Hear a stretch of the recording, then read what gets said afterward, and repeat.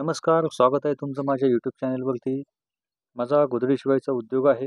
तर मी जुन्या साड्यांपासून गोधडी शिवायचं काम करतो. तर असंच आज आज मी एक नवीन गोधडी बनवणार आहे. तर त्यासाठी कस्टमरने आपल्याला किती साड्या दिलेल्या आहेत, ते आता आपण पाहूयात. जर गोधडी शिवताना आपल्याला काही अडचणी येत असतील, तर तुम्ही मला कमेंट बॉक्समध्ये नक्की कमेंट करा. तर हे पहा, या पद्धतीने आपल्याला कस्टमरने साड्या दिलेल्या आहेत. या जुन्या साड्या आहेत. जुन्या टाकाऊ साड्यांपासून आपण गोधडी बनवायचं काम करतो. तर ही पहिली एक साडी, 2 साडी ह्या साड्या आता आपण पूर्ण अशा काउंट करायच्या आहेत. ही 3, ही 4, ही 5,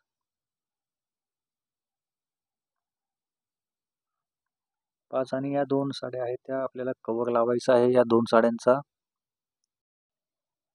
तर कव्हर लावायसाठी कस्टमर आपल्याला अशा पद्धतीने गाठ बांधून देतात. या 2 चांगल्या नवीन साड्या आहेत, त्याच्यामुळे या 2 साड्यांचा आता आपल्याला कव्हर लावायचा आहे. आणि ज्या बाकीच्या 5 साड्या आहेत, त्या आता आपल्याला आतमध्ये टाकायच्या आहेत. तर आता या साड्यांना जे काही लेस असतील, फॉल असतील किंवा खडे असतील, ते आता आपण पूर्णपणे रिमूव्ह करून टाकायचे आहेत, काढून टाकायचे आहेत. जर लेस फॉल खडे राहिले तर एक साडी आपल्या गोधडी जी आहे आपली ती एक साईडला जाड होईल आणि दुसऱ्या साईडला पातळ होईल. तर हे पाहू शकता. या पद्धतीने मी हे जे काही लेस होते, फॉल होते, ते मी पूर्णपणे आता काढून टाकलेले आहेत. आतमध्ये टाकायसाठी आपल्याकडे आता 5 साड्या आहेत आणि खालीवर लावायसाठी आपल्याकडे 2 साड्या आहेत. म्हणजे टोटल मी 7 साड्यांची आता ही गोधडी बनवणार आहे. तर गोधडी बनवायसाठी आता आपण सुरुवात करूयात. तर आता आपण गोधडी भरायला सुरुवात करूयात. तर त्यासाठी आपण पहिल्यांदा साड्यांचे जे काही धडपे बनवत असतो. तर धडपे बनवायसाठी आपण या पद्धतीने ही साडी आहे, त्या साडीला आपण टू फोल्ड करतो. टू फोल्ड करून मधोमध अशी आपण टीप मारतो. जर आपल्याला माझे व्हिडिओ आवडत असतील तर प्लीज लाईक करा, चॅनलला सबस्क्राईब करा आणि कमेंट करायला विसरू नका. तर हे पहा, या पद्धतीने मी साडीला फोल्ड केलेलं आहे आणि मधोमध अशी टीप चालवत आहे.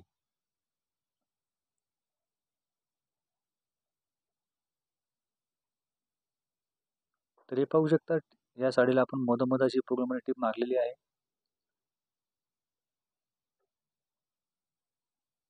मधोमध टीप मारल्यामुळे साडीचा एक पूर्ण मोठा धडपा तयार होईल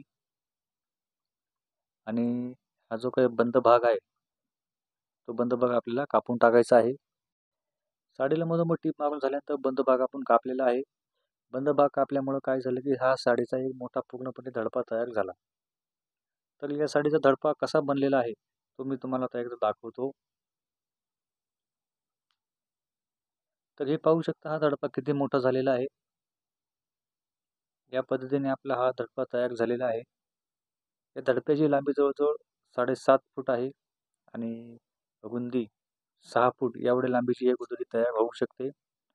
त्या धडप्याप्रमाणेच बाकीचे सर्व धडपे मी बनवून घेतलेले आहेत. म्हणजे टोटल 7 धडपे मी बनवलेले आहेत. 7 धडप्याची जुन्या साड्यांची ही गोधडी मी आता बनवणार आहे. धडपे बनवून झाल्यानंतर आता आपण गोधडी बनवायला सुरुवात करणार आहोत. गोधडी भरायला सुरुवात करणार आहोत. तर त्यासाठी जी काही खालीवर लावायचं आहे, त्यातला एक कव्हर आपण पहिल्यांदा ठेवलेला आहे. उलटी बाजू वर केलेली आहे आणि मग नंतर ज्या काही आतमध्ये टाकायच्या 5 साड्या आहेत, त्या आता आपण ठेवणार आहोत. ही उभी साईड आहे. उभ्या साईडला आपण पहिल्यांदा टीप मारणार आहोत. तर 5 साड्या आतमध्ये टाकून झाल्यानंतर परत वरचा कव्हर आपण ठेवलेला आहे. ही उभी साईड आहे. उभी साईडला पण आपण या साड्या पूर्णपणे मोजायच्या आहेत. टोटल 7 साड्या मोजून आपल्याला टीप चालवायची आहे. एकही साडी आपल्याला आतमध्ये सोडायची नाही. जर आपली साडी आतमध्ये सुटली तर ही गोधडी गोळा होईल, घड्या पडतील. त्याच्यामुळे आपल्याला एकही साडी आतमध्ये न सोडता पूर्णपणे साड्या मोजून अशा टीप मारायच्या आहेत. तर पहा कशा पद्धतीने मी साड्या मोजत आहे. या पद्धतीने आपल्याला साड्या मोजून टीप चालवायची आहे.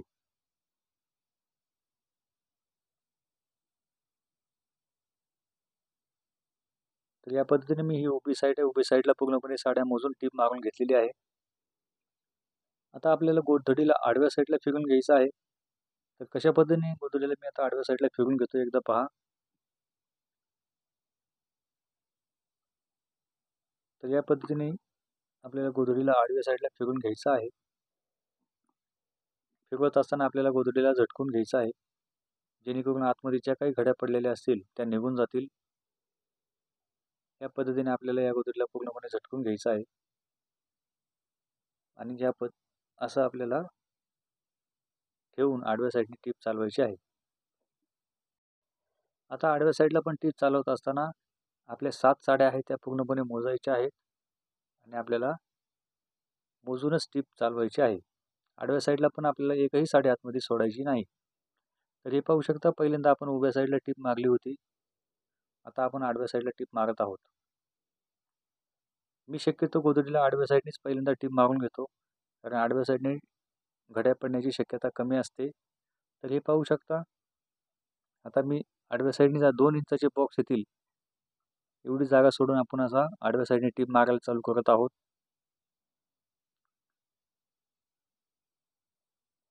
आडव्या साईडने आता मी पूर्ण गोधडीला टीप मारून घेणार आहे.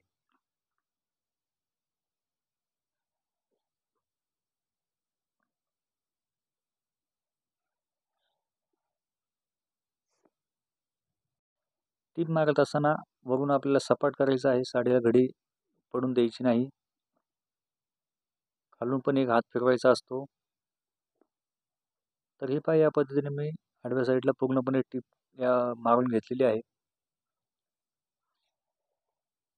आता या गोधडीचा जो काही जास्तीचा भाग आहे तो आता आपल्याला कट करायचा आहे.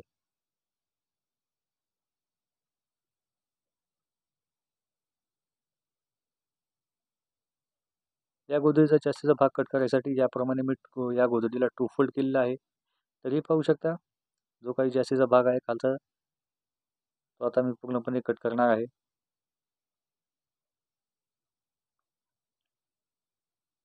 तर या गोधडीची लांबी जवळजवळ 7.5 फूट आलेली आहे आणि रुंदी 6 फूट आलेली आहे.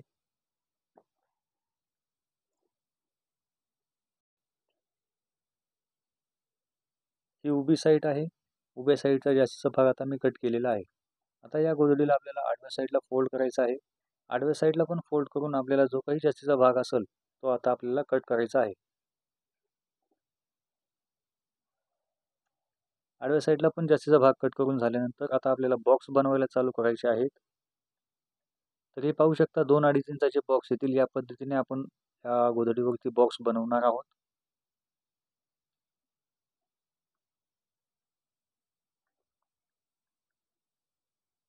2-2.5 इंचाचे पूर्ण गोधडीला बॉक्स बनवून झाल्यानंतर आता आपलं शेवटचं काम राहतंय ते पट्टी लावायचं. असे 2-2.5 इंचाचे बॉक्स मी पूर्ण गोधडीला बनवून घेतलेले आहेत.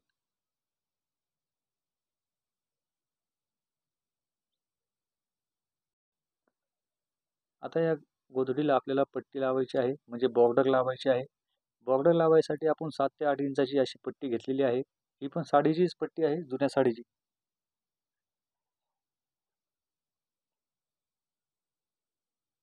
तर एक 2 इंचाची बॉर्डर येईल. या पद्धतीने आपल्याला 2 इंच सोडून टीप मारायची आहे. तुम्ही तुमच्या मनाप्रमाणे घेऊ शकता, तुम्हाला किती मोठी बॉर्डर पाहिजे त्या हिशोबाने. मी 2 इंचाची बॉर्डर मारतो म्हणून 2 इंच सोडून टीप मारत आहे.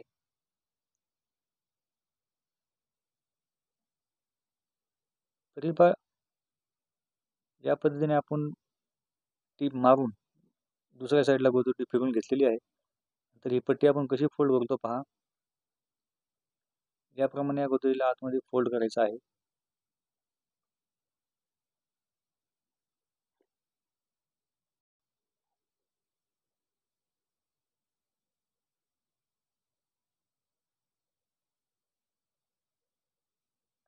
तर हे पाहू शकता, याप्रमाणे आपण या गोधडीला अशी बॉर्डर लावत असतो. एका बॉर्डरवरती आपण 3 टीप मारतो. 3 टीप मारल्याने आपली ही बॉर्डर कडक झाली आणि दिसायला पण चांगली दिसत आहे. तर याप्रमाणेच आपण चारी साईडला बॉर्डर लावून घेणार आहोत. तर या पद्धतीने मी ह्या चारी साईडला बॉर्डर लावून घेतलेली आहेत या गोधडीला. आणि जे काही या गोधडीचे कोणी आहेत ते पाहू शकता आपण कशा पद्धतीने दाबलेले आहेत, जेणेकरून ती शिलाई सुटणार नाही.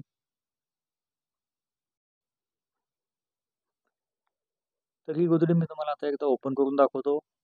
ओपन केल्यानंतर आपल्याला कळेल की आपली ही गोधडी कशी झालेली आहे ती. तर हे पाहू शकता, या गोधडीची लांबी जवळजवळ 7.5 फूट आहे आणि रुंदी 6 फूट आहे. या गोदरेजची फिनिशिंग पाहू शकता. ही फ्रंट साईड आहे.